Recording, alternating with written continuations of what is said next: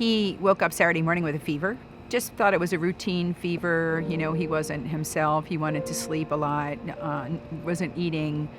And as the day went on, his breathing became more and more difficult. And he made comments several times about how he felt like he was only using one lung. Asking him to get from like a sitting to a standing position, he needed help. And he needed help getting to the car. So I was like, we're going right to DuPont. They put the pulse ox on his finger. And I heard the nurse clearly say, Eddie, put the pulse ox on your finger. And he said, it is on my finger. And there was a look of panic between the nurses, like, get somebody, we need help. And they said, please don't be alarmed. We're going to put him in a wheelchair and just take him to a larger room where more people can see him. And it was just a short while after that one of the nurses looked at me and she said, you're not going home tonight. We're going to admit him, and he's probably going to be admitted to the PICU.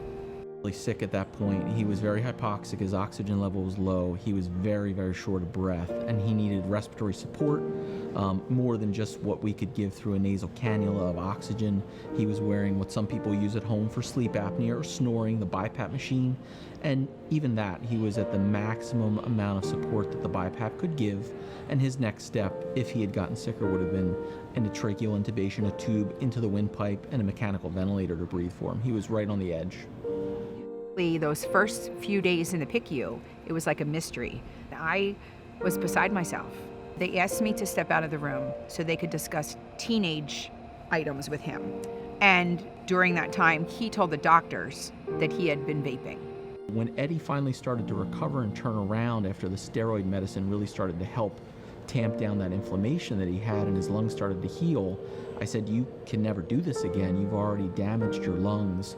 You can't ever inhale any of these substances. It could kill you. Told me, like, if I ever vape again, smoke again, I'll die. He was pretty straight up with me. I feel like as parents, we need to be educated. I was very naive to what it even was. So I feel like a lot of people are in my same position where they don't understand that it can be dangerous. Important for parents to talk to your child about it, and since it's been in the media so much, kids may be starting to tune this story out. But it's important things they need to know is look for signs and symptoms. Is your child short of breath? Is your child developing a chronic cough? Are they looking winded? Are they having trouble keeping up in their sports or their daily activities?